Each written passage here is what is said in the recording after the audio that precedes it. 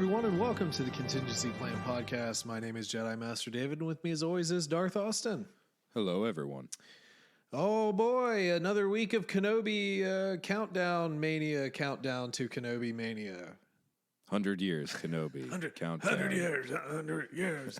Kenobi, me, Kenobi, 100 years. Yeah, exactly. Oh boy, here we go again. So, we actually got more things to talk about this week, though. Yeah, definitely. You don't even know what we're going to talk about. I do, to some extent. Because you actually gave me a heads up for once. I mean, like right before, yeah. Yeah, well, I read the article, so it's good. At least the portion that we were going to talk about. Did not take the time to read. I'm not the fastest reader. Well, I mean, like literally giving you only a couple of minutes as I told you what we were going to do today. Yeah, I Remember when we used to do like a weekly we did. List of like the Jedi Council. Those were the dark and then times. The Newsnet, and it was like 2.5 freaking hours, and all we get through is 2 articles and a damn chapter of a book. That's true. Yeah, different times, man. Well, but also to be fair though, there was a lot more interesting news then. For sure. And I feel like we probably both had a little bit more spare time to prepare for all this. That's true. That is very true. I mean, I've talked to you about it, but I've kind of been just not really watching or listening to many podcasts. Really haven't been going too much over like, Star Wars news and all that stuff, mainly because, it's not fun. Burnout. Well, we kind of got into that scheme of things where everything was like really negative stuff, I would say. And that gets old because we're not actually negative people. I mean, we have our opinions, obviously, but I definitely wouldn't say we're negative from the standpoint. We're not negative people, but at the same time, it's easy to get bogged down with it. So it's important to stay away from all that as much as possible, I feel like. Sure. Yeah. And I mean, we're happy to give criticism where criticism is due, but we're not a clickbait podcast. No. So no, very proudly. Yeah. We don't really chase too much of that, and we've talked about this before. We don't really release things like day of, everything. It's Monday. You'll get it Monday morning, whatever it might be. So yeah, there you go. But we do have some news to talk about, and we're also going to go over Brotherhood. Is it Brotherhoods or Brotherhood? Brotherhood. Just Brotherhood. Star Wars Brotherhood. It's a book. We're going to go over that, and just whatever the heck else we can pop off on. Whatever we want. That's right. Hey, by the way, so Twitter's a thing, right? Sort of. Maybe Not Elon Musk will but nuke yes. it. Who knows? Yes, it is. We have no idea. Funny enough, though, we don't really we don't hawk any social media really. But interestingly enough, we did get followed by Wikipedia this week. Oh, really? Yeah, it was kind of fun. Nice. That's actually, I've got 3 pages of Wikipedia pulled up with different information about the book. I use the crap out of it. We actually do. We use them about as much as a Star Trek fan uses like Memory Alpha. So there you go. Good stuff there. Good Twitter at TC Plan Podcast. So now I don't have to say it at the end. Yeah. Between that and the Podbean shout out we got probably 6-8 months ago, was moving up there. Well, yeah, and Podbean's actually been pretty nice to us over the years. They've featured the podcast Unbidden several times in different playlists and stuff. So that's pretty neat. Yeah, compared to like YouTube algorithms and all that, they definitely have given us a lot more shout outs. Well, Not that I expect anything off YouTube. Yeah, YouTube is just a direct, unvideoed, port of the podcast, and we don't really do anything with video much. So, yeah. But, who knows? Maybe one day that'll be cool, or probably not. I'm sure everyone wants to see my breaker panel in the background and my guitars that are directly behind me. Yeah, you can't even see them. There, It's see funny. a little bit of it. I was doing a code review with a mentor last Thursday, and it was with one other person, and I didn't really look at his screen any, and he just randomly, my mentor's like, "Oh, nice guitars." I'm like, "Yeah, thank you." And then I look at him. He's got like 3 displayed up on the wall, and I look behind me, look at my screen. It's like, oh, no one can even tell I have guitars. Now I look like a jerk. Yeah, the wonders of creeping on people's backgrounds in Zoom. I did recently discover, and this is really dumb, but I did recently discover this. You can't see it in listener land, but ooh, everything's blurred now until I move around really fast, and then stuff gets sort of unblurred. It tracks kind of weird, but I've seen that before on like YouTube videos that show Zoom calls. I always assumed that was just a plug-in. I didn't think that was something you do direct. How do you do that? we'll talk about it later. It's actually like if you just hover over the video, the 3 dots, and it'll blur my background. But anyway, so we're literate. We're computer literate. He's learning to code. Yeah, literally. All right. Well, anyway, let's go ahead and get rolling here. So, how's your week been? Not too bad. Not too bad. We celebrated our birthdays, and you guys got to stop by for that for a little bit. That was a good time. Mm-hmm. My birthday is tomorrow, so be spending that entire day doing both 10 hours of OSHA work and school work at the same time. I can't wait. I'm so happy I'm not getting paid to do any of that. Yeah. But other than that, the week's been pretty good. I had yesterday off, did some school work, did some summer things that need attending to, weed spray and all that fun stuff. And yeah, it's been a good week so far. How about you? Yeah, it's been fine. Nothing too crazy. Yeah, getting into the the lawn mowing, the fun adulty stuff. That's always sweet. Yeah, I was gonna get some weed and feed this year, and I'm really glad I haven't because my lawn has just exploded. I'm mowing like twice a week right now. Nah, you don't need it. But no. I mean, aside from that, I did. I got I rotate in and out pedals. I got this guy, the Maestro Fuzz Tone. That's a fun pedal. It's semi recreation of the old Maestro Fuzz Tone, which, if you care, was basically I think it technically was the first effect pedal that was ever made. They advertised it to make your guitar sound like a horn. I don't know. You had that one massive effect pedal that was pretty fun. Yeah, that was the Electro Harmonix. What was that? Yeah, that was the Mel 9. That was a disc, right? The larger disc one? No. No, you're talking about like the Fuzz Face, the big disc. Oh, that was a Fuzz. No, that's the Fuzz Face. No, the Mel 9 was the one that made all the like that. It was designed off of a tape fed organ thing, and they just recreated the tapes and the pedal digitally. But yeah, it emulated stuff like a saxophone and a violin and a choir and stuff like that. It was cool. It was actually pretty neat. Tracked pretty well. Nice. So yeah, did you do anything with that other pedal, the one that I gave you 2 weeks ago, 3 weeks ago now? Yeah, I've played around with it a little bit. The old Digitech, what was it? Distortion Factory. Yeah. What an interesting trip that's been, because that pedal, I mean, Digitech was the digital brand of DoD, which was one of the kind of original / bigger American pedal companies through the I think they started in the late 70s and eventually went, no, you know what? I think they survived kind of the Boss bankruptcy years of like the 80s with soft switching and all that sort of stuff. If any of you out there are like guitar minded people, just go look up like the JHS channel on YouTube. He does a lot of like historical junk and explains a lot of that. But Yeah, that was an old pedal that I bought years ago for like $20, and it emulates a bunch of different pedals. So yeah, that's been kind of fun. This is now, I think, the second or third episode we've done where we've had guitar talk. So, so That's very all right. interesting.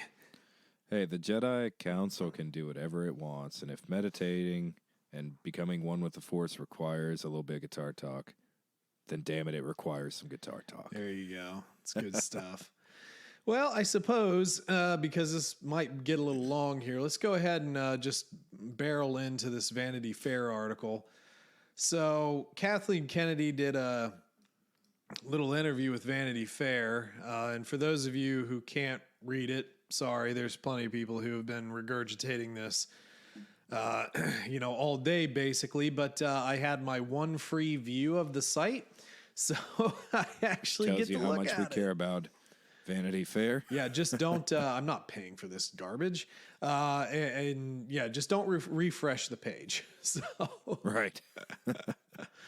oh boy, yes. Whoever thought we would get to the point where anybody would care enough to pay for these sites, and that's pretty much why they're going down because nobody will.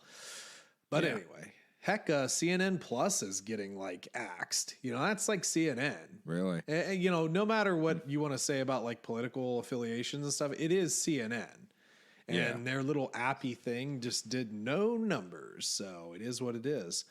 But anyway, so Vanity Fair, there were a couple of things that riled up Star Wars fans, and none more poignant than Kathleen Kennedy's sort of opinions here on Solo, a Star Wars story.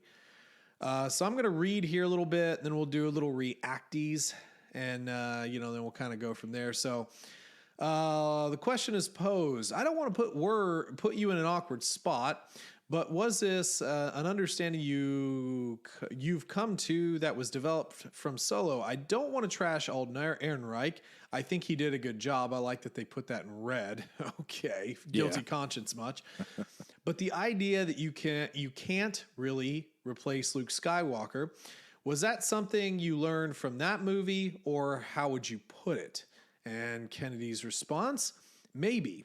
As you say it, Anthony, maybe. I think back, and Solo was one of the first ideas that came up when the company was sold. One of the first people I went to was Larry Kasdan. Larry and I had known each other forever. He was so excited to tell that story. We genuinely believed at the time it was a good idea. So first paragraph, okay, let's keep going. There should be moments along the way when you learn things. That may have certainly been a learning moment.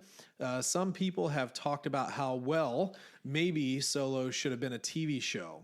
But even doing Solo as TV without Harrison Ford as Han Solo, it's the same thing. Maybe I should have recognized this before. We would never make Indiana Jones without Harrison Ford. Having just finished fifth movie, I could tell you, blah, blah, blah, blah, blah. Goes on a little bit more about her Indiana Jones expostulation. With Star Wars, everyone talks about a feeling they have about Star Wars. That's an intangible idea you're looking for. So essentially, we have a lot of people going on about this. Basically, that it seems like the lesson that Kathleen Kennedy is talking about learning here is that you cannot recast existing characters. And it does also talk in here a little bit sort of about the really the less than stellar box office of Solo. So we've talked about this before, but first reaction about the article. What do you think? Well, it's definitely it's pretty clear what her opinion of this movie is, and at this point, I accept that we are the only people that like Solo, and I don't understand why. I think that it's a great movie personally. Alden did a great job, and I don't get this hang up about recast. I really don't. I mean, yeah, it sucks that he can't do these movies necessarily anymore. One, he doesn't want to. He's made it very clear. And two, it's an origin story. Why would it have to be the same person when this is a movie that's, 40, 50 plus years old? Why does it matter that we have a new cast? And why does everyone have to hate on this movie so much? I thought it did a good job. Mm-hmm. Mm-hmm. We've ranted about this before. I don't want to, get too crazy with it, but it's disappointing to kind of see her admit that it was a mistake when I don't think it was a mistake, personally. I think it was at a point of burnout with Star Wars, and it just kind of got the blunt end of it, whereas Rogue One didn't, and a lot of other things didn't. Mm-hmm. Mm-hmm. So first and foremost, opening day. So opening day, we had Friday, May 25th of 2018, 35,375,125.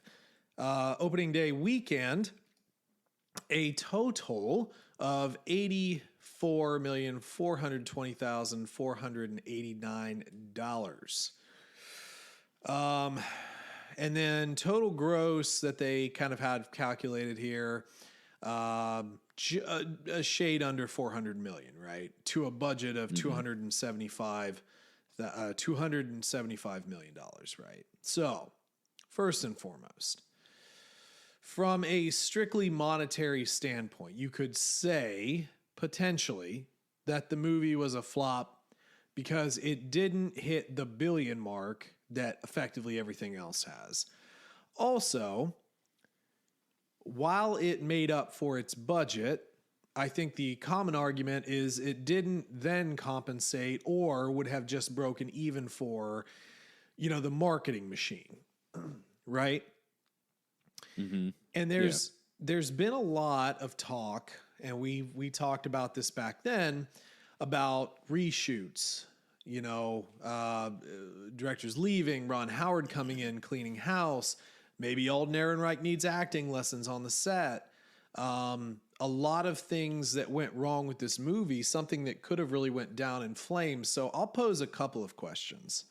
One, is it perhaps time for Star Wars to maybe rethink attempting to cast completely unknown actors for roles? I'm not saying go straight to the mega list, like Tom Cruise, Brad Pitt, Johnny Depp. Well, maybe not so much anymore, but anyway, he might be coming back. You never know. Yeah. So or maybe like newer generation, like Tom Holland or someone like that. Fair. Yeah. Yeah. And then the other thing too is it perhaps time to get real with some of the mistakes that you made as a company towards this movie? Because let me hit you with this. And again, this is stuff we've talked about before. Why was the movie released when it was released? You're talking about months after one of the most controversial Star Wars movies in The Last Jedi. No matter if you like it or not, it was controversial. And then I think it was like a month released after Endgame. Like Endgame was also released right around the same time. Like, look, I don't want to be mean, but how dumb is that marketing department? Like, what the hell were they thinking? This could have been, I don't know, any other month. Like, so you don't want to release it like in December, like all the other movies. Release it in November or September or, a year away from any other release. It's dumb. That to me is where I start to get a little furious, because the conversation leads around the actor. It leads around the reshoots. It leads around, look, you got Ron Howard in there and he sorted it out. Okay. In the end, you got what I would call a great product and an actor who I think did a good job of, and this is not a diss, but impersonating a character that we all know. Okay. Mm-hmm. I don't think there's anything wrong with Alden Ehrenreich's portrayal of Han Solo. I don't think that at all. I think there was somewhere in here where they vaguely mentioned about, about Lando, the recast of Lando with Glover. And look, I don't know who's gonna diss that. well, and that's the thing. Who They're else not was gonna play Lando? Well, hold on. But what I'm saying is they didn't. And there's even been talk about potentially, we've talked about this too. There's talk about Calrissian Chronicles and all that. Yeah, some sort of Lando series. And that would be cool. I'm down. I'm down for it. I mean, I like Lando, and I also like Donald Glover. I mean, I like the character. I like the portrayal. But to put this on a recast is quite frankly not being honest about the entire picture, in my opinion. I think that it is deflecting away from terrible decisions. And look, we are not Kathleen Kennedy bashers, nor are we Kathleen Kennedy apologists. At the end of the day, she is the Kevin Feige of this division, right? Yeah, I mean, ultimately, you can't say everything's her fault, but at the same time, it's her final decision. So, I don't think it's fair to blame an actor who I don't necessarily think did a bad portrayal of Han for the entire movie slop. There is a lot of other factors, like you said, tied in with that, and it's kind of a cop-out, I feel like. Yeah, it is. And like, how does... they didn't blame acting on the issues with Last Jedi. Well, no. We've talked about The Last Jedi ad nauseum. It had nothing to do with the acting or the visuals. It had everything to do with the story. Mm-hmm. The story wasn't quite what everybody, I think, had amped themselves up for. It is what it is. But, well, Clone Wars, Episode 2. You could make a lot of inference in there about possibly not the greatest acting, although I recently rewatched it and had less of a negative opinion of the acting and more of a negative opinion of the CGI at the time, the over computer generated stuff of that time frame. And I was like, okay, well, it's not great. It is probably for me, probably the lowest rated movie for me in the line, but it's not as terrible, I think, as people make it out to be. But you could make a lot of references to the acting in that movie because it was awkward. Of course, they were also, somewhat teenagers in love, which is awkward. Right. Not to mention you're trying to portray essentially still mentally a child, Anakin, who had a lot of issues. I mean, the whole sand joke. There's some actually good examples of that in this book that we're about to talk about, why it's such an obsession for his hatred for sand. Yep. And pears. And pears. You know what I could use right now? Just a nice CGI juicy pear. Nice juicy pear. How'd you like to start your career in movies being the guy who CGI'd the pear? Oh, boy. For Star Wars. Somebody somebody back there, he's just, so what you're telling me is you want me to computer generate a pear. Yes. And we want you to... Why can't you just float a pear to the other side of the table? Just float... Because we have this new technology, and it costs a lot of money. We got to use it wherever we can. I'd CGI Hayden Christensen if I could. Just float that pear perfectly onto Padme's fork. It's like the butt end of the pear. Just get it done. And don't make it look super weird when it sits down on the plate. I'm going to make it weird. I'm going to make it really weird when I cut it. Oh, and by the way, we all love Natalie, so don't tell her how to eat the CGI pear. Don't worry about it. It's fine. Oh, boy. Now we're just bashing episode 2. Can you just imagine, like, they're shooting it, and he just keeps yelling, it's a pear. Eat it like you'd eat a pear. It's a pear. It's a pear. All right, fine. Eat it like an apple. No, that's worse. Eat it like a banana. No, God, no. Don't do that. Okay, all right. Let's keep it rolling here. So, comments. I'm not a huge fan of this particular section here. I think it's a cop out. It's a cop out. Yeah. We do have some stuff in here, kind of asked about our opinion of Deborah Chow, who is over, the Obi-Wan Kenobi series, so on and so forth. We did also have a little brief dalliance with, Rey Kenobi. It's like, why didn't you make her a Kenobi? And I mean, essentially, some of the answer, the bigger issue is talking about Obi-Wan as a master Jedi and the issue of attachment and selflessness. And in order for Obi-Wan to have a child, you are really, really impacting the rules of the Jedi. The Jedi Order is destroyed, so it doesn't really matter. We already know that he had, kind of a relationship with Satine. And basically every woman who ever encounters Obi-Wan Kenobi basically wants him. I think that's even universally true in this book, I think. Like everybody is just, it's like, it's the locks, man. It's that hair and that beard. Yeah. Except for Padme. Padme thinks it's funny as hell. That's true. We'll get into that. But I think in reference to that, I think she didn't want to trod on George Lucas's sort of mythology. Fair? Sure. Yeah, I get that. Except for all the other things she trods on, but that's fine. But now you're bashing old Kathleen. How could you? You Disney pig. You are a pig. I'm sexist and I'm hateful. You're hateful. A terrible person. You're hateful. Yes. Okay. I'm a Sith. What do you expect? Goodness.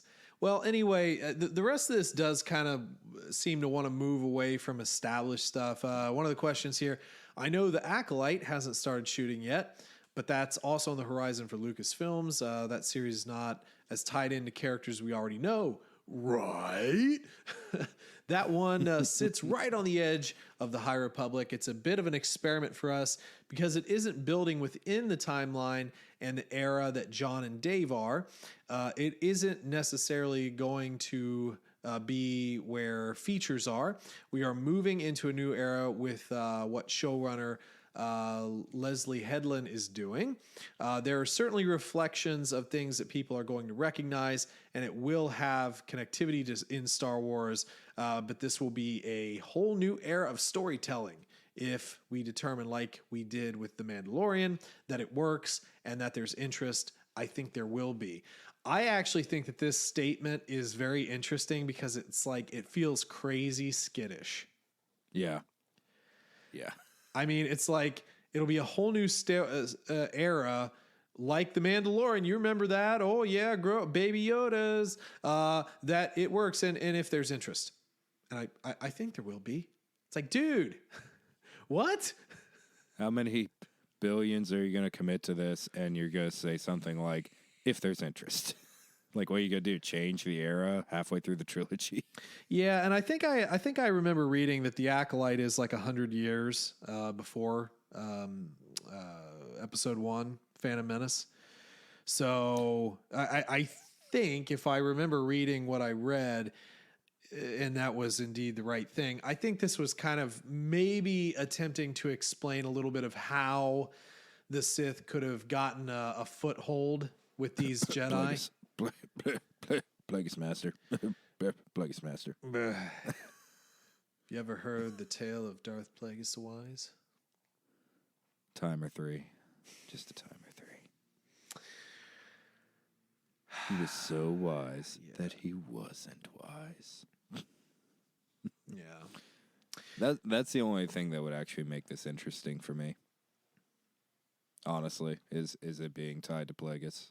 I don't know how long. Oh, I don't think that lived their species is, but yeah, I don't think that that's really been discussed exactly. Yeah, so we'll see. I want to continue on with a couple more of these here. How important is it to get outside the gravity of the Skywalker saga, moving beyond the characters we know? How vital is it to open up those new realms? And her response was, I think it is vital. Just staying within the construction of George's storytelling to keep chipping away at that, I think would be wrong. It's our job to step away now, but still have a connection to the mythology that George created. That won't stop, but we are moving on from the Skywalker saga. That's what's taking a lot of time, discussion, and thought right now. And then continuing, is publishing the test kitchen for some of these new eras. It is. That's something we put into motion about 5 years ago because we don't have the benefit of just pulling a book off the shelf. First of all, that is complete BS because you had the benefit, you just destroyed it all. You could have done anything you wanted. This is interesting. And I think it speaks to a little bit of the revisionist here. And look, I get it. All the Legends stuff is not all good. Okay. Sure. Last week, what was it? The Approaching Storm, kind of meh, right? Yeah. Kind of meh. Like these things do happen, but to say that you don't have the benefit is it's completely ridiculous. However, this is also something I'm connecting here that, okay, so publishing is the test kitchen. Cool. But guess what? Not many people are talking about these books, at least not that I can find. Yeah. And so what kind of test kitchen is that? Without the feedback from the books, what are you going to do with that information? You barely have anything to go off of. You'll barely have anything to go off of with this book that we're about to review for the next 2-3 months, more than likely, unless it just explodes for some reason because of Kenobi. Yeah. And it's funny to me, the beginning of her statement almost sounds like something that potentially could have been said when they bought Star Wars. Almost a bit of remorse in the comment. Again, not being hateful, not bashing, but you could have said that before the Skywalker saga came to an end. Yeah. Yeah, so really, really interesting. There was also a continuation of that, and he just says, and adapting it. As we look at where Star Wars is going, we don't just assume it's only going to be on television and in movie theaters. That's another evolution we're having a lot of conversation around. How's that an evolution? There's always been books. Yeah, kind of interesting. There's some talk about VR, but I don't really care about that all that much. Metaverse, man. Put Star Wars in the metaverse. Well, it'll even more than it already is. It'll be there, dude. Don't even worry about that. Let's see here. So we do get a little bit of talk into some of the, in quotation, new movies. We did learn a couple of things. So one, Taika Waititi's, I'm sure, am I saying that right? It doesn't matter. Yeah. You hopefully. His film, which is still untitled, is presumably going to be first. Then it looks like Rogue Squadron kind of after that. And get this. I know this is going to surprise you, dude. Put your shocked face on. The Rian Johnson trilogy is on the back burner. Why? Because he's too busy with Knives Out 2. Yeah. Yeah. So Bryce Dallas Howard gets a chance? Dude, how many times do we have to say this stuff? What? She is the de facto. I'm saying her and Filoni and Favreau. This is, oh my God. This is where I start to get into a little bit of Kennedy bashing here, a little bit. And I don't want it to be, but it's getting in here. Look, I know you want to do what you think works, but what has worked right now has been Mando. Mm-hmm. Boba Fett was a little bit of a stumble, but there were some moments. But not effectively. Every studio in history would do this. Why are you not throwing everything you have behind Jon Favreau, effectively, Dave Filoni, which they kind of are. He's always around. Yeah. And for the love of God, can we just get Bryce Dallas Howard her own thing? I don't care what it is. I don't care if it's a TV series that she just does throughout, no other split directors, just her throughout, or just get her a movie. Yeah. I don't know how much. Any era. She could probably do any era and it'd be fine. I just don't get it. I think she could actually get me excited about High Republic, to be quite honest. Yeah. It just doesn't make much sense to me. There was a little bit here. So Rian Johnson has been unbelievably busy with Knives Out and the deal he has made with Netflix for multiple movies. So what I can infer from this is a couple things. I don't think Rian Johnson's interested. Right. Okay. I don't think he's interested at all. I like Knives Out, the first one. I'm sure the second one will be fun. I don't think I haven't watched Knives Out, the first one, again because it was good once, but then I know what happened and I don't need to watch it again. Knives Out 2, I'm sure it'll be fun. What he's doing for Netflix, honestly, who cares? Right. No offense, and but who cares? That's the opinion that everyone from Disney should be taking to. Like the fact that she has to defend him for that. Like, well, we want him to be on Star Wars, but he's really busy with something that's way below Star Wars. It's paying him a lot less than Star Wars. Well, I don't know what the numbers are for that, but it continues a little bit here. Anyone who comes into the Star Wars universe needs to know that it's a 3, 4, 5-year commitment. That's what it takes. You can't step in for a year and shoot something and then walk away. It just doesn't work that way. So it requires that kind of nurturing. So that almost seems like... Except for the Skywalker. So he's definitely not interested, and you aren't interested in him as much because he didn't commit. That's tough, which is funny because you're giving other people one movie, like Tycho. Yeah. I don't know. Let's see. What else is there in here? I think we're getting towards the end. Yeah, the rest isn't all that interesting to me. So, yeah, Rian Johnson on hold. Taika Waititi is coming through first, then probably Patty Jenkins's Rogue Squadron. Was she no part longer of the Mando team as well? I don't think so. No, I don't think so. She did Wonder Woman. Oh, she did the 1984. I think she did both. I think she did both of the cool. Wonder Woman movies. No longer wanting to cast new actors as young versions of the classic characters. Yeah, I mean CGI is so much better than actually giving an actor a chance. I mean, my God, how many times did they rip the first entrant of Luke Skywalker coming in CGI, right? Even though it was actually pretty decent the first time. Not to say that it was terrible. I mean, you look at how far CGI has come from the pair to young Luke now. It's not bad, but I don't know. So that's kind of what we got. It's kind of what we got out of it.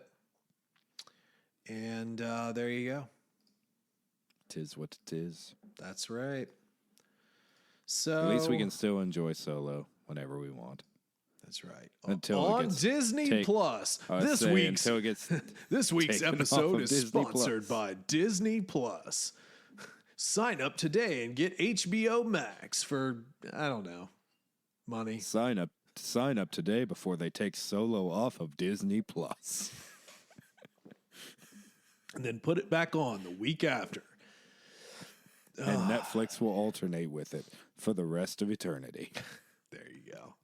All right, it'll be taken off halfway through your watching, and they will lose it. There you go. All right, look, I think we need to start rolling into Brotherhood because that's the title. That's the title of this. I think the title for this will be Brotherhood plus Kathleen Kennedy's getting fired by Disney. There was a funny-ish comment near the end of the book that I said was in my head today that was going to be the title. Now I can't remember what it was. There were some funny moments in this book. Yeah. Well, we will. Maybe you'll remember. Who knows? Yeah. All right, dude. Brotherhood. This is a book written by Mike Chen. Dropped May 10th. Jonathan Davis. Yes, Jonathan Davis makes his return. Released May 10th. And 350-ish pages in the book, depending on hardcover, softback, whatever whatever you're doing, paperback. I don't know why I said softback, but sounds kind of dirty. The paperback. And you know what? I was Softback Mountain. Just stop it. You stop it right there. I'm editing that out. No, I won't. I won't edit that out. So anyway, this was actually a book that I kind of had high hopes for. You know what I mean? I actually was pretty interested in this, if I'm being honest. What were your thoughts? I came into this very excited. Clone Wars era Obi-Wan and Anakin is like some of my favorite content in all of Star Wars. So I was extremely excited, and I don't feel like it let me down whatsoever. Mm-hmm. Yeah, I think I think that there was some further turning away from some characters that we've been talking about for a long time. I think it made some points, and I think that a few times perhaps it maybe didn't quite hit all the points as flushly as possible, but it was an enjoyable read. The audiobook was good. I do like Jonathan Davis, and if you were doing the audiobook format, and it wasn't obnoxious Nimordians. I was expecting it to be really obnoxious. That's true. That is true. If this would have been Mark Thompson, he would have had a heck of a time with this book. Everyone would have been Newt Gunray. Yeah. Everybody. We must cut all communications down there. That's the best I could do on the spot. Obi-Wan, if you are going to go to this planet, you cannot have a communicator. Communicator. Yeah, that's right. No communications with the Republic or the Jedi Order. They've crawled up the ventilation shaft. All right. So this is effectively really early, super early stages of the Clone Wars. Really before, I mean, they're kind of going on, but it's much more of a skirmish. You sort of have sides being drawn between, Dooku's separatist faction and then the Republic. And then we also have basically the knighting of Anakin. Anakin is a Jedi Knight in this book. This is, where he sort of starts out his knighthood. Mm-hmm. He's equals now.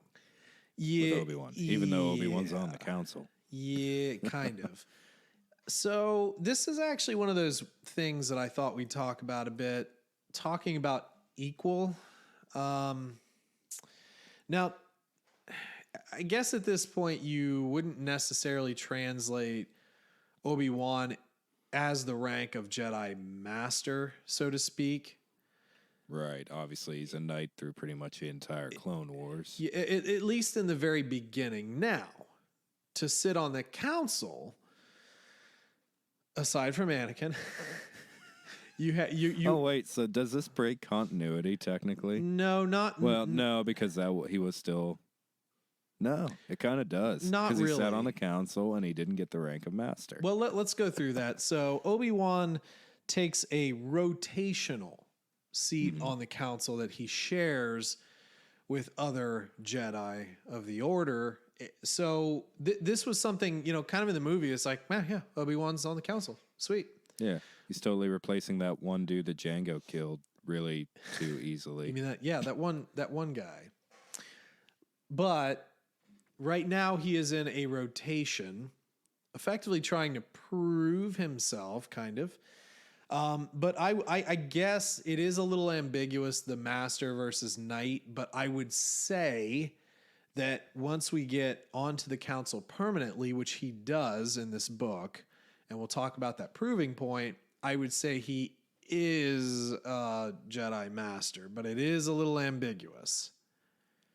Yeah, no, because they always refer to him as Jedi Knight through the Clone Wars. So well, but a lot of people call Anakin Master Skywalker too. True. So the titleage has always been a little janky. Yeah. So it's almost like they intentionally do that just to cover up their own decanonization or maybe recanonization of certain things. You know what else they kept doing in this book? laser swords. Like how they many? said plasma sword once. They did. Yeah, they for yeah, Anakin's plasma sword. weapon. So plasma weapon, laser sword. It is a lightsaber, and I don't know But why. is it plasma? No, it's not. Well, it's kind of is. It's superheated plasma, right? Yeah. I just don't understand the aversion to calling it a lightsaber. Like, you know, you call it a laser sword once because, like, I one of the Nimoidians calls it a laser sword. I get that. That's actually okay. But it's constantly referred to as a laser sword. And I don't really understand. I know it's nitpicky, but it is what it is. Like, don't do that. It's Well, there are just certain things that kind of make you twitch when you see them. Like perfect example, the original poster for A New Hope. mm-hmm.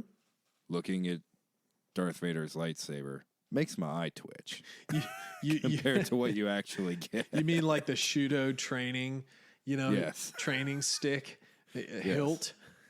Yeah, and when people that makes my eye twitch, and when people call it a laser sword. Yeah. And I mean, granted, yeah, George Lucas referred to it as a laser sword. Yeah, I get it. But it is a lightsaber, and I think it deserves to be called that. I know it's nitpicky, but that's what I believe. Well, it kind of ranks up there with like the argument of who shot first. It's like it doesn't even matter what's true at this point. It's just what the fandom has chosen. Mm-hmm. Well, it really depends on what year you watched the movie from. Right. Oh, I do love the Lego Star Wars iteration of that. It just shows the fight as like them with tables stood up on their ends, back to back, just blind firing at each other rapidly. There's no clear, you know, who shot first type thing. Yep. Well, let's sort of outline the major points here. Obviously, you guys should all read the book if you haven't, but there you go. So, sort of the main plot is disaster on Cato Nimoidia. We didn't hear that name too many times. Oh boy, that planet. Yeah, well, they certainly called it the full thing. You know, it wasn't Nimoidia, Cato Nimoidia. And Cato Nimoidians. Yes, a lot exactly. more than they really should have. And so one of their city centers was attacked, was bombed. And It fell from the sky. Yeah. And they blame the Republic because the Republic has not been completely fair to Nimoidians because Newt Gunray, leader of the Trade Federation, was kind of a dick. He did bad stuff. Yeah. And even Dooku makes a comment early in the books like, hey, I mean, we're just transactional with them. Right. We don't really pick sides. Yeah, and I did think that it was kind of interesting how they droned down on the Nimoidians being very effectively everything is a calculation to them. It's all everything is calculated.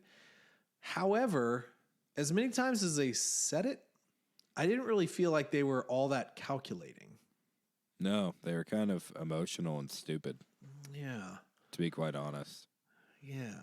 So it's weird because at one point they're trying to make them out to be, well, their stereotype, you know, kind of like a bankers guild from like Game of Thrones in a way, like this is all we do. You mean like the banking clan? The banking clan. Sorry, not guild. No, I'm talking about the banking clan. But the Star Wars one. Oh, yeah. But, and then they're like, but we have not a single person here doesn't know an artist, a musical artist, and philosopher of some kind. Like we're all just super artsy here, guys. We don't just crunch numbers. Yeah, I think they definitely wanted to differentiate the Trade Federation from Cato Nimoidia in a way that was almost exacerbated throughout the book. Like they really wanted to, and I get it. I understand because there are a lot of instances of that in just real life where I'm not that guy. That might be an organization, but I'm not really with them. Like I'm here, but I'm not with them type of deal. Just kind of makes me wonder, though, if, I don't know, like, what if this book was centered around the Techno Union instead of the Nimordians? Like, because nobody can take the word Techno Union seriously without going, okay? I can't. I can't take the Techno Union. I mean, okay. We got spider people. Let's move on from that. My goodness. I guess I don't think to break down these small factions and dissect them that much. I mean, like, do we really want to humanize all these characters all that much, truthfully? Well, I didn't really mind it as much. I think that there is a lot of gray area. And to be honest with you, man, I actually think that it's very nice to explore the gray area in things, the nuance, because it's not something we do particularly well in today's day and age. We don't really examine all the things that happen around. It's either one extreme or another. So I can appreciate that a little bit more. But like we kind of mentioned earlier, my only thing is like you're talking about this hyper calculating people, and it didn't quite feel like that point got across as well to me. Right. I guess I just don't need to humanize them because I already think that the Republic sucks in this era and they're just bullcrap and pride deserve to fall. So I don't need to justify the fact that they're killing off all these people. See, I like how you went. See what you're saying there. I like how you went with that. Instead of Anakin's view on here, kill all Nimordians because they're all evil. You're all like, hey, you know what? The Republic sucks and they deserve to fall. Yeah. It's pretty good. All right, so I think that there are a couple of major points we need to talk about here. So maybe let's outline, and then we'll just pick one to follow throughout. So what I'm thinking is obviously all the stuff that happened on Cato Nimordia. That's the main storyline, right? It's our meat. I think we also need to talk about the relationship of Obi-Wan and Anakin. And then I also think we need to talk about the order, the Jedi Order, and the slip of the tongue, the Palpatine. Chancellor Palpatine. So which of those three branches do you want to go on first? Well, and I will mention also I wouldn't mind talking a little bit about Mel Alabeth and her relationship with Anakin, but I suppose we could kind of tie that into the Obi-Wan Anakin relationship, do like a general Jedi. Yeah, I guess I was going to kind of try and tie that into the Jedi Order, so to speak. But yes, I do want to talk about that too. So good point. So yeah, let's just get old Papa Palps out of the way then. So the Order and Palps. Mm-hmm. Okay. There are a couple of interesting things that happen here. I think it is interesting that we explore a little bit more of Anakin and Palpatine's relationship, going to lunch periodically. Is it weird to say that I actually know, even knowing what happens, that it's an enjoyable portion of most of the books, and even like the Clone Wars? It kind of is, because like Palpatine played this whole thing perfectly, like as this fatherly figure where you're almost like, maybe if Anakin hadn't have fallen into lava and got his legs chopped off and he was still whole and like he left Obi-Wan to die and so forth and he was still whole, like maybe if him he and impressed Palpatine. His dad. Yeah, oh God. So like, yeah, it's like, you did well, Anakin. Now you are my favorite follower. Did you just call me son? Yes. My son apprentice. Only one. Can only have one. Rule of two. One son. One son. One apprentice. Wait, does that mean I'm son and apprentice, or like you have another apprentice waiting? So Don't worry about that. Is that Star Killer in the corner? No. That is no longer canon. Canon? Don't worry. Oh, God. What's that mask over there? That looks kind of cool. Revan? What? No, don't even go. Is that a Mandalorian mask, but it's kind of not at the same time? Is that the helm of Mandalore? We don't talk about legends. What's a legend? Look, I like the relationship. It is kind of weird, but it's also kind of funny because there are even portions here where, like, he was doing a speech and Anakin intuitively, like, recognizes when Palpatine has his little grin on. Yeah. You know, it's like he knows him that well, kind and of what deal. was ironic was the reference there was to him talking about the Jedi Order and how they'll take care of everything. So, like, he totally didn't get the nuance of the little grin whatsoever. Yeah, he only knew it was happening, right? I think that the one thing, though, that's very fascinating is the interaction of the Order, because in this book we have the transition of the Order from peacekeepers to an integral part of the Republic's Grand Army, answerable to Palpatine, not necessarily answerable to themselves anymore. And Obi-Wan has a very negative reaction to this when it happens, and Anakin's like all for it, but this, for me, outlines how bad that the council is. And one more thing here, I think it also outlines how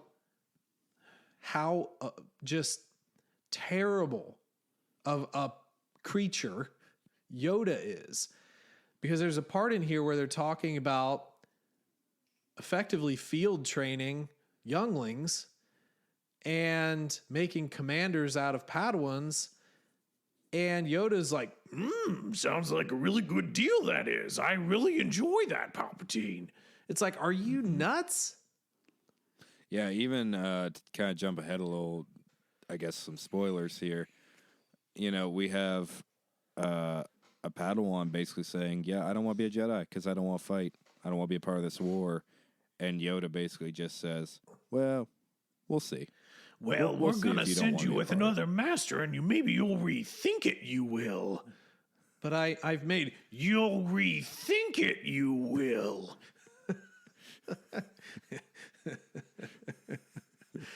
Yeah, I didn't, you know. By the way, Yoda just totally almost stumbles at the end of this book, which I thought was hilarious. He like gets his stick stuck in the grate of a step. Right.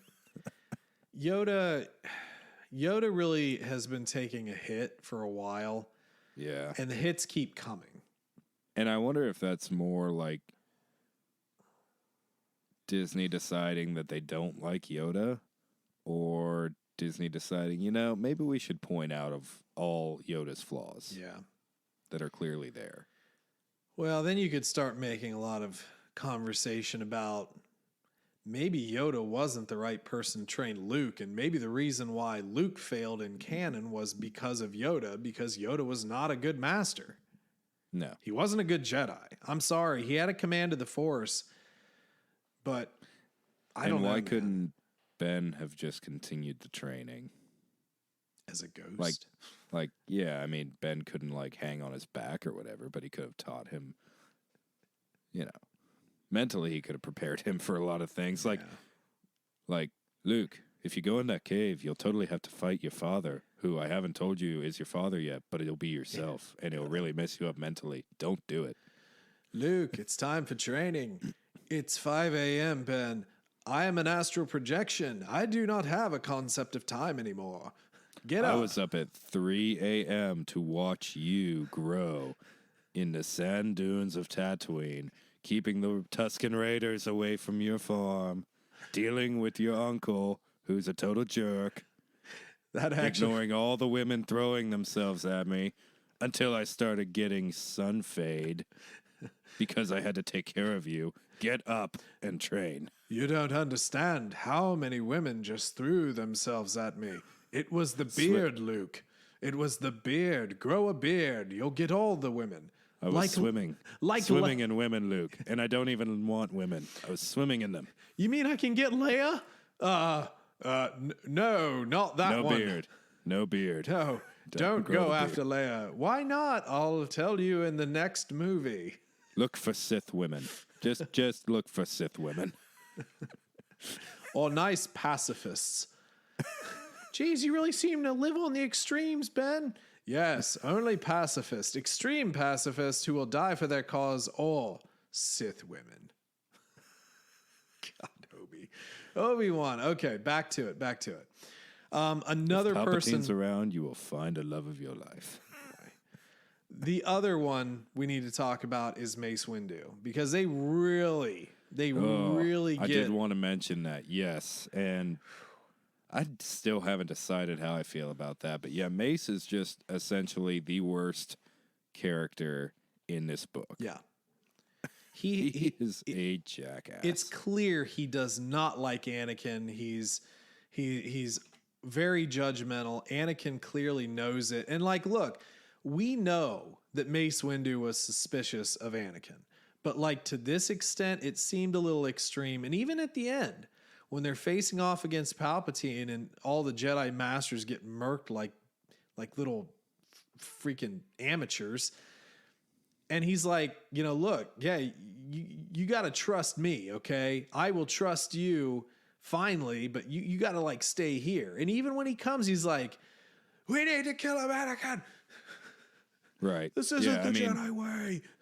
It really does add to the nuance of that scene, I guess, quite a bit. And we discussed this the other day, what would have been different if he hadn't been the one leading the charge and all that. But again, it's almost like Disney trying to humanize the decisions of an evil character. It's like, well, to an extent, was Anakin so wrong? That kind of thing. Yeah, like, because he tormented him his entire life. Yep, that's how they portrayed it, for sure. And again, outlines... And it's the black and white thing. We're switching to black and white for everything. Kind of. I think that's more part of the attempt at nuance there. But I don't know.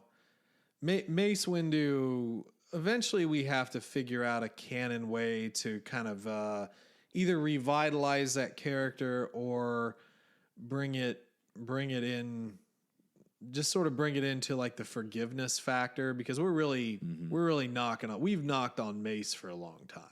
Do you think a part of that now is because of Boba Fett and why we're trying to make him such a sympathetic character, and we can just throw out there, the reason I don't like the Jedi is because of this one Jedi who killed my father and all that stuff? I mean, or set up for him to be a villain in a Boba Fett season 2, I can see like that. Bring him back. Maybe. Yeah, have another face off at the end of the season, like we haven't seen that before. I don't know, man. I'm not sure. Or hey, maybe they become friends and he buys Mace new cyber hands. That'd be pretty cool. Yeah. So, I don't hate you anymore. Are you sure? Yeah, I don't. Here, let me take you to this really cool guy. He has. I gotta get into a different voice. He has some really cool stuff. He'll give you robot hands. Look at everyone around me. They're all a bunch of robots. Most of the fan art for Mace Windu of this era does show him with like a cyborg eye, so it'd be really fitting. Yeah. You get the cyborg implant. We'll see. Okay, let's move. You want to do sort of Obi-Wan Anakin, or do you want to do the main line and then kind of run Obi-Wan Anakin? Yeah, it's a tough question. They do intertwine so much. Well, that's what I'm saying. I think maybe we do the main line. I think almost main line. Expostulate a little bit more. We get a lot more nuance of that relationship later in the book. Yeah. So, Cato Moiety is bombed. New Republic's to blame, or being blamed. And Obi-Wan is sent in as kind of an emissary of the Republic to get to the truth, get to the bottom of this. He's a gumshoe now. And there is a little bit of a debate even to send someone, Dooku's involved at this point, making stipulations. No communicators, no backup, just you and a regular ship. Communicator. Yeah, come on down and have fun with the Neimoidians. Well, Anakin, in classic Anakin fashion, of course, gives Obi-Wan a communicator, long-range communicator in an unscannable box that's also a chemical analyzer. Yeah, it can only be destroyed by a lightsaber. Well, great. Maybe. Maybe. Definitely. So Obi-Wan does wind up going to Cato Neimoidia, and we meet another kind of fan favorite character here in Asajj Ventress. Yeah. And this is essentially our first introduction, which I don't think they ever acknowledged her as a new character in Clone Wars. So that kind of is cool. Yeah. That we finally get that origin story. Of course, we already heard from her in Dooku Jedi Lost, but well, that was the flashback. Well, I mean, that was and we didn't really have an interaction necessarily. So yeah, it's been a long time since we've heard from Asajj, which I think is awesome. Yeah, Asajj is a really good book character. Mm-hmm. She is creepy in books, and I love it. Yes, another one of the legions of Obi-Wan's fans, though. Oh, she's totally all over him. All over him. Obi-Wan, you dog. So anyway, we get a tour of the planet, initial readings, and then Obi-Wan goes to sneak out to investigate more. And then he meets a couple of Neimoidians who are named Keetor and Roog. Roog. I remember that one. Thank you.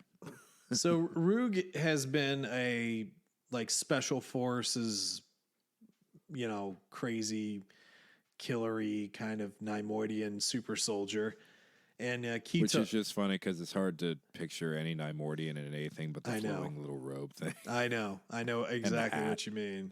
The freaking hat. Yep. Well, Keetor is her kind of apprentice type of thing, essentially.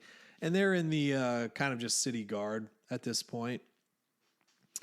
And Roog kind of intuitively trusts Obi-Wan and kind of helps him out throughout the book, either with investigation or the eventual sort of conflicts as well. I actually kind of like the character of Roog. Yeah, I did too. I had no issue whatsoever with Roog. Yeah. Didn't like Keetor. Well, he wasn't meant to be liked. I mean, he's kind of posted as a sympathetic character to an extent, just misguided. Yeah. I don't know. Yeah. Well, through Obi-Wan's investigations, he finds a secret bunker. Ooh, secret. With a pad that seemingly implicates the Republic as being involved in this bombing. Well, I mean, if Ventress is here, we obviously know, Count's got his finger in this pie. And basically it comes to pass that realistically, and we're moving fast here, but realistically, it was the Separatists who, effectively orchestrated this in order to bring more systems into the Separatist movement, which isn't necessarily, the dumbest thing they've ever done. Yay, not stupid. Yeah, not stupid. But Ventress is kind of a few steps ahead. She's influencing Keetor, poisoning his mind here, and using him as her tool. And Obi-Wan, always described as like the master negotiator and the diplomat and everything, kind of fumbles a little bit through this whole thing, I think. Yeah, it's almost portrayed as like a intentional fumbling near the end, but clearly it isn't. It's just kind of like an unrefined version of what Qui-Gon would do, I feel like. Maybe. I mean, I think one thing is like, you know, he was told very implicitly, no communicators, right? Communication blackout to Coruscant, no communicators. Breaks the rules, but then continues to ask for their trust. It's like, but they can't. They shouldn't trust you because, you know, you have evidence that, you know, Obi-Wan, he didn't directly take that pad to anybody. He wanted to verify it first, which, you know, is technically smart. But he didn't really prove himself to be very trustworthy, unfortunately. Right. Yeah, even going into his speech, which was a very good portion of the book. I mean, it was probably one of my favorite parts. It all falls on deaf ears. I mean, none of these people care enough about the Republic to really give him a chance. Hey, totally trust me, everybody. We're totally cool here. We didn't mess with anything. We're good guys. Oh, the Republic. Yeah. Oh, wait, wrong era. So he does get in a bad way. Effectively, he is attempted to be put under arrest. Then he kind of leads an escape, you know, hides his lightsaber, is caught intentionally, is tried, and loses. And then Anakin shows up to help. I'm helpful. The problem is Anakin decided, you know what? We're going to do a field trip for the class. It's going to be fun. I just enjoyed the part where Obi-Wan is trying to summon his hidden lightsaber, and as it's coming towards him, Anakin also does his, you know, hero leap in and effectively gets mildly slashed by Obi-Wan's blade because they intersect at the same point. It's like, my God, can you just stay out of your own way, man? Come on. Right. Yeah, and it's expounded about quite a bit in this book because this is essentially right after what happens in Attack of the Clones. We kind of talk about his robot hand, how terrible he is at controlling it still. Kind of interesting because he does only like, it's like a fraction off, but it's messing out. Effectively, it's messing up his whole equilibrium, which is not something we've explored. It's something mentioned multiple times in this book. There's even one section very late in the book, which I thought was pretty cool, where Obi-Wan's fighting with a certain character. I won't throw out the name right away. And they even mention, like, to the degree, like, he raises two fingers up off the hilt for perfect balance and equilibrium. And I don't know, it was kind of cool how they use that to kind of give an example of how messed up Anakin's balance is right now because of that hand. Right. Yeah, for sure. Because it's always been something framed as a benefit in Star Wars, for the most part, to have a biotic hand. Yeah. But I feel like, I mean, he's a tinkerer, right? He's an engineer. You would think he'd be able to just get everything adjusted to spec for himself. Yeah. I thought about that a little bit during the book. Anyway, so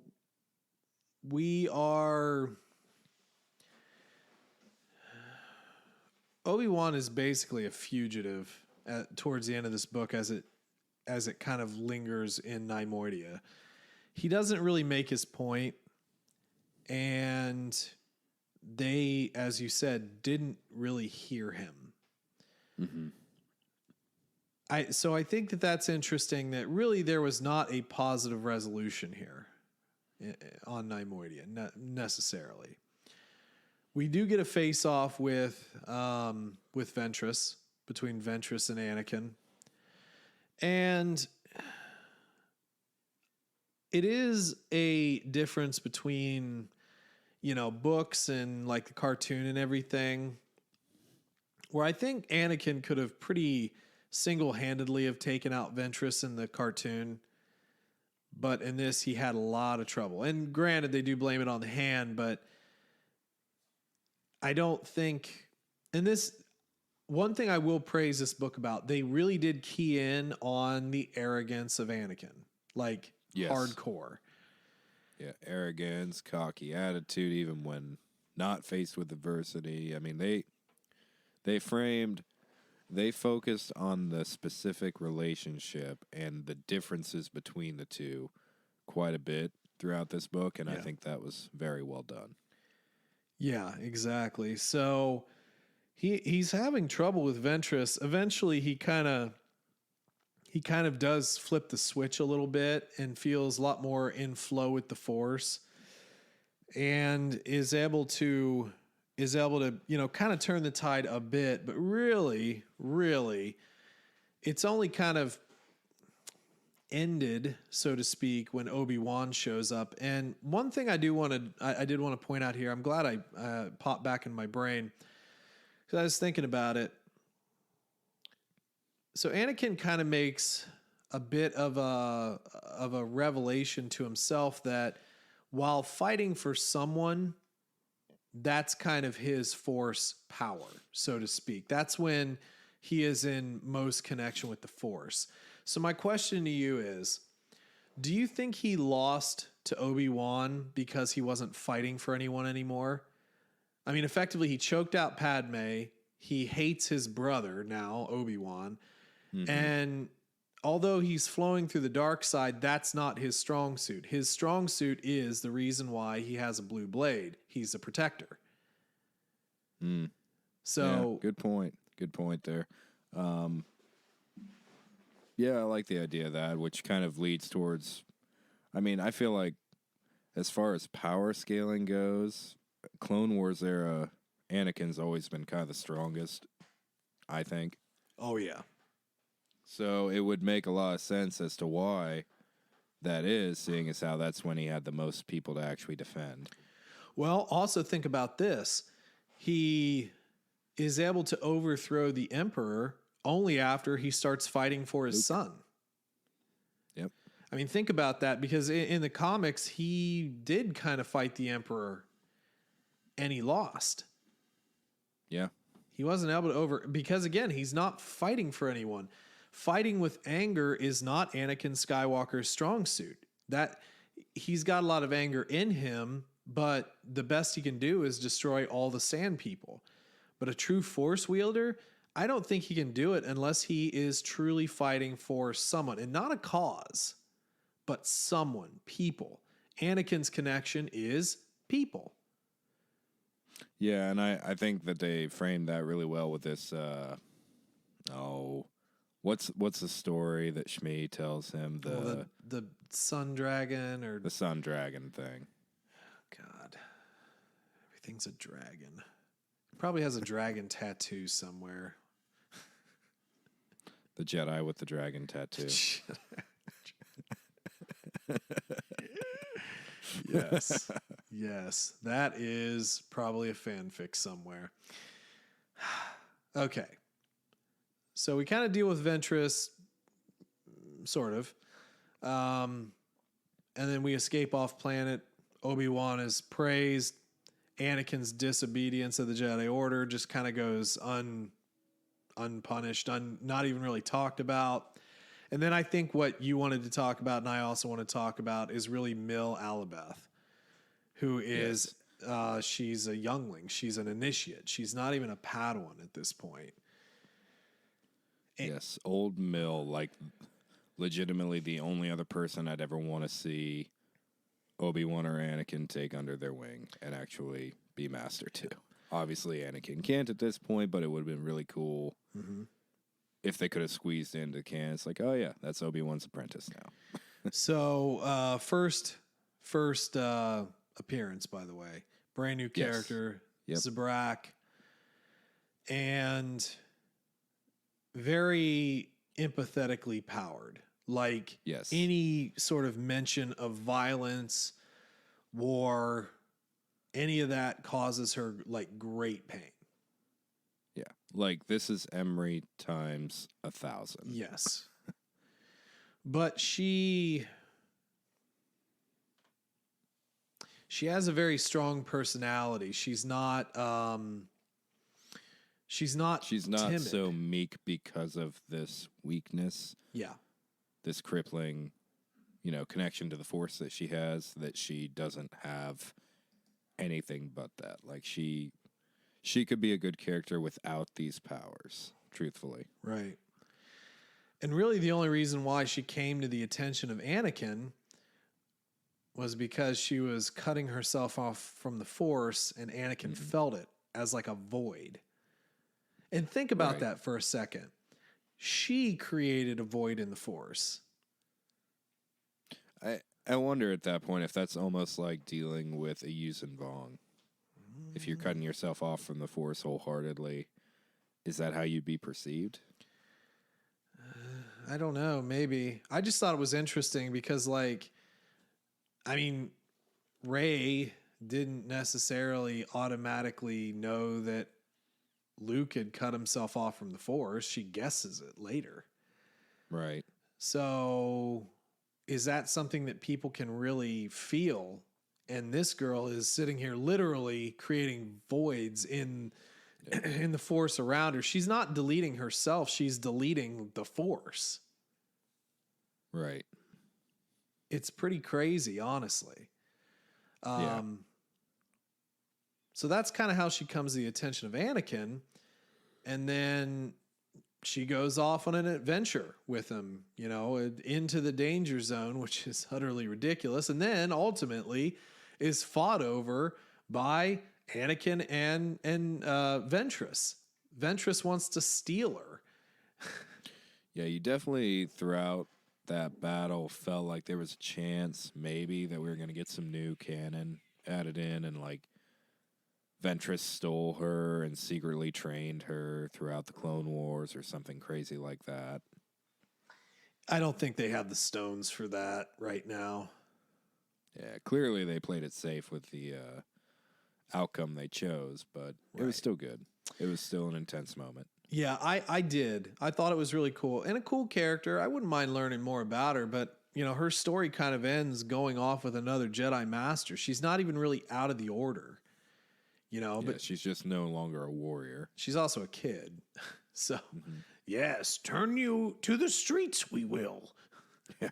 Go join Ahsoka. It's kind of a shame because who's Ahsoka? Oh, that's the wrong timeline. Never mind. Sorry, Force vision of the future. Oh, man.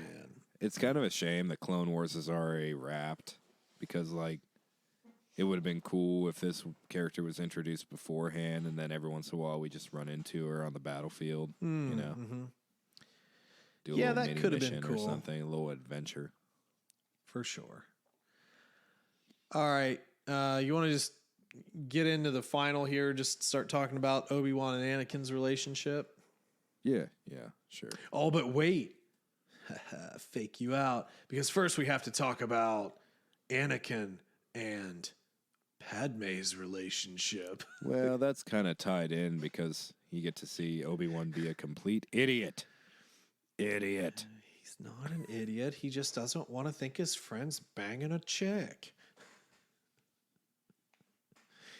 They can't possibly be together. Maybe he's just infatuated. I remember a long time ago I was infatuated and I made decisions. And I left, so clearly Anakin would do the same. Oh my God, is that my ex-girlfriend on the television? No. Dex, we don't talk about her. Don't bring up that woman. What do you know, Obi-Wan? Weren't you seeing that Mandalorian girl? You still keep in contact? Still got her number in your little black book, don't you, buddy? Here, eat pie with me. Here's some cake. I get 6 pieces, you get 1. And then if you want more information, I get your cake. Wait a minute. But you still pay either way. Wait, that doesn't seem like very good economics, does it? Maybe this is why I only support myself with the diner and no one buys information from me. I actually liked having Dex back again. Yeah. He was kind of a outlandish character in Clone Wars, but you know, Obi-Wan goes where he needs to find information, and Dex, we don't really know how they met and how that relationship formed, but it is kind of funny. But it's awesome the way it is, honestly. Yeah, exactly. And I like how even they mention it with Anakin. Like, he clearly knows of the relationship and everything. He's like, oh, I need to go back to the diner. I haven't been there for a while. Yeah. It's like, well, when are you going to tell me about what you need to tell me? Maybe we could do it over cake. You want to go right now? It's like, well, I mean, not right now. I'll tell you about the dragon thing. No, Anakin. We're not talking about the dragon. We're talking about Padme. I know what you've been doing. I know. I was young once. Brass. Just like you. It was about a year ago.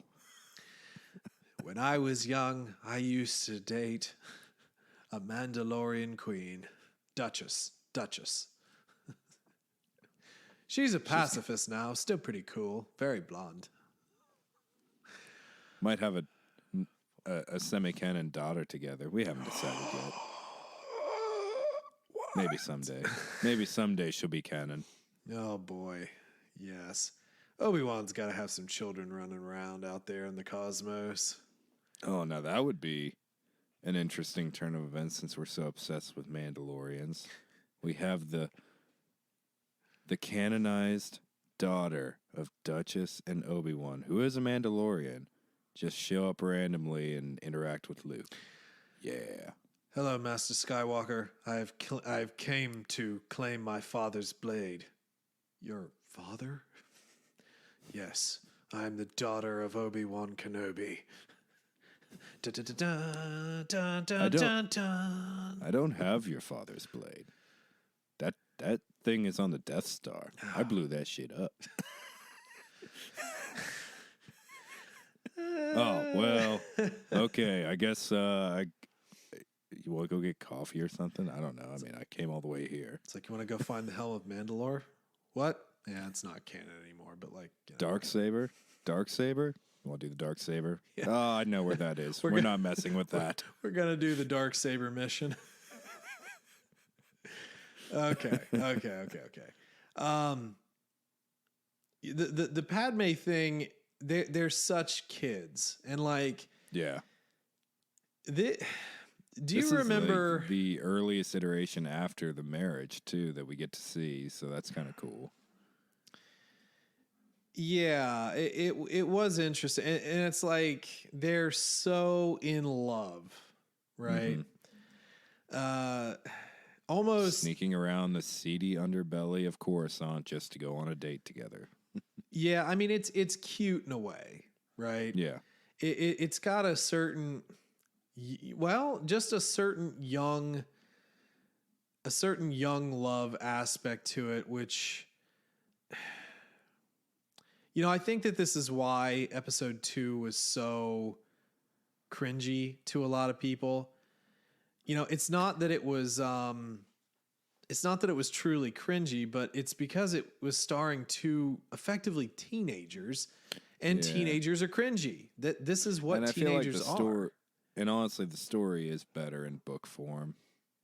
Yeah, I mean, I can see that. Because it kind of takes away that cringy aspect a bit. Yeah, very true.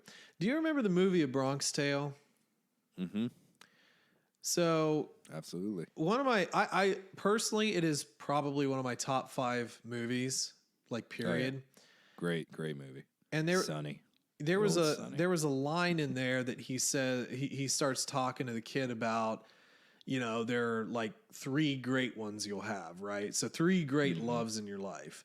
And it is almost like the exact carbon copy of Anakin and Padme's love. It's hot. It's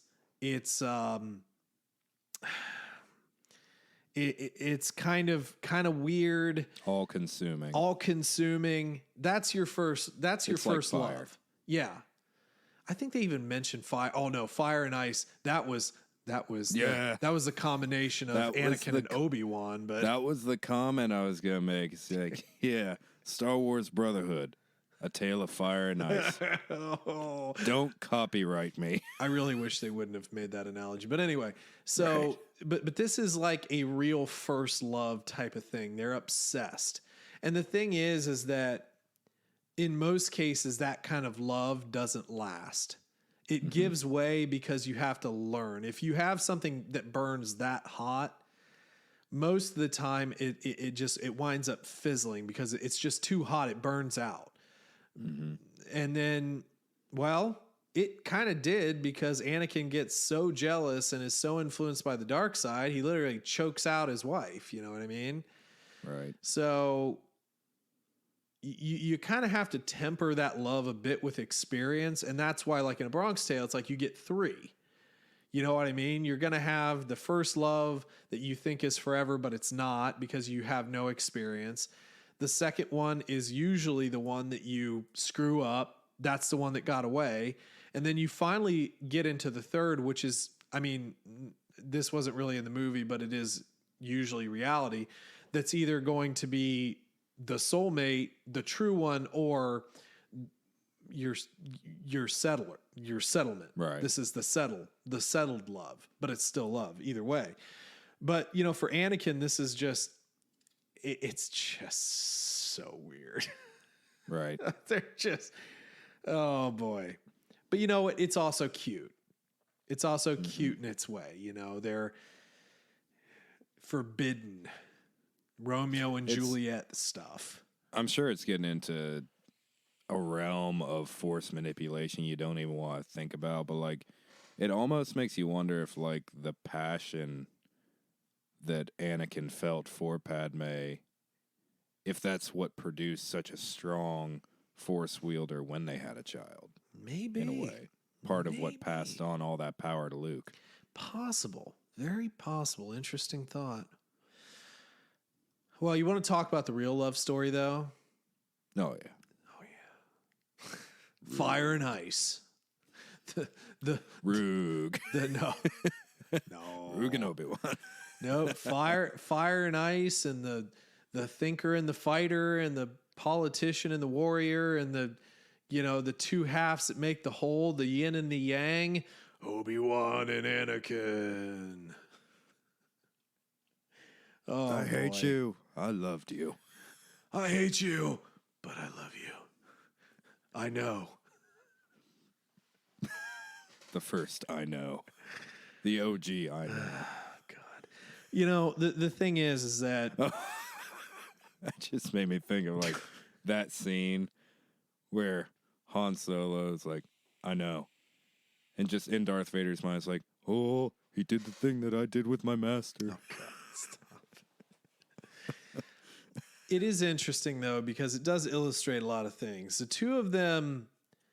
The two of them were probably not the best master and apprentice, but when they became, in quotations, equals, they were able to complement each other because, in a way, Obi-Wan didn't have the all-encompassing sort of fighting spirit as much. I think he was a lot more like his master than Anakin was. But at the same token, Anakin was so influenced by Qui-Gon that despite his primary being a warrior, he also kind of recognizes in a way his own flaws. And that is why the two of them match so well after they get over the master and apprentice role. And they're more brothers, they're friends, they're brothers in arms. Yeah. They're reliant. The actual relationship they have, though this is a flawed comparison, but when you think of Dooku's apprentices, you have Qui-Gon and Rael Averos. It's kind of like that. Like you had two distinctly different Padawans that you raised up, and they had a link in Dooku. They cared about him deeply, and that allowed them to bond and be like brothers in a way. And that's kind of the relationship that Anakin and Obi-Wan should have gotten to have. Yeah. Because ultimately, Qui-Gon should have been able to survive to train Anakin, which of course we get into that all the time because will of the Force and all that. But that's the kind of relationship they ended up forming, even though it's completely different from Qui-Gon and Rael. Mm-hmm, mm-hmm. And they acknowledge it in this book in a very good way. You know, they acknowledge that they'll always have that tie to Qui-Gon. And that's the relationship that Obi-Wan never really thought about up until the point in this book. Yeah. And obviously the build-up for all this is, you know, the title card saying it out loud, even though they didn't. You know, it's like, yeah, this is why we're brothers, because this is what has happened in our lives together to temper us into that relationship. Yeah, and it makes it all that much more sad, you know, Yeah, the ending, absolutely. The ending of that, because they did, and they both realize that particular bond. You know, one thing that I think is the saddest thing in this book, it's not the acknowledgement of how close they were. It's whenever Obi-Wan decided not to reach out to Anakin about something that he was concerned about. Yep. And that just added so much weight, because I kept thinking about it every time Obi-Wan brought up something like, well, I really should call him out on the whole Padme thing, or I'm worried about his aggression, or anything like that. It makes you think of not quite the midpoint of the Mustafar fight, but at the point where Obi-Wan says, I failed you. Yeah. Yeah. When he finally realizes everything that he did, not that it's his fault, ultimately. I mean, Anakin made a decision, but he can see everything that he did that helped shape this man into who he is at that moment in that fight. And didn't. Yes. Yeah. And it adds a lot of... It makes me want to rewatch Revenge of the Sith after reading this book. Yeah. And this is probably something I will re-listen to pretty much right away after this review. I mean, it was... Again, anything with Obi-Wan and Anakin, anything Clone Wars era is always going to be one of my favorites, but this one really hit home, and it makes you think of a lot of the nuances of the movies. Yes, sir. Certainly does. Is there anything else we need to really talk about? No, I mean, there's probably a few things that we kind of gloss over here, but I think we've hit everything important. A thing that sparks a good debate. Yeah. Discussion. Okay. So let's go ahead and do some ratings. Out of 5, what are you rating it and why? Yeah, I mean, I would say the majority of this rating, I just explained why. Everything that brings nuance to the Mustafar fight and a few other little things that happen in Revenge of the Sith. I'm going to give this a 4.7 because I thought it was an exceptional story in general. I thought a lot of the dialogue was well done. Even on the stance of like Audible, it was not cringeworthy with the Nimordians, which is something the second I realized that's what the book was about, I was kind of worried about. Yeah. But they handled about as well as you can with Nimordians, I think. Mm-hmm, mm-hmm. And yeah, I mean, it was a good story. It's a very good setup to the Clone Wars. It is a book that makes me want to rewatch so many things all at once that I think that says a lot about the story told in the book. Yeah. When it makes me want to watch an entire 7-season TV show and 2 full-length movies over again. Yeah. So, yeah. Very good book. Good stuff. All right. Let me see here. What do we have ratings-wise on all the other places, huh? 4.4 on the Goodreads. Not many reviews, only 259. 4.42. Looking like Audible's at 276 ratings of 4.5 stars. Yeah, for sure. So yeah, I very much enjoyed this book. It was captivating. I didn't feel the need for any starting and stopping. I really wanted to kind of get through it. The story itself was relatively simple, but it was good. It was a good kind of like Clone Wars episode. But the background nuance of Obi-Wan and Anakin, throwing in Padme here, Mill, the new character, among some of the other subtleties with Palpatine, Dooku, and Ventress. I think we're all very well represented here, and we did nitpick a few things in the beginning, but that's not really relevant to anything specifically.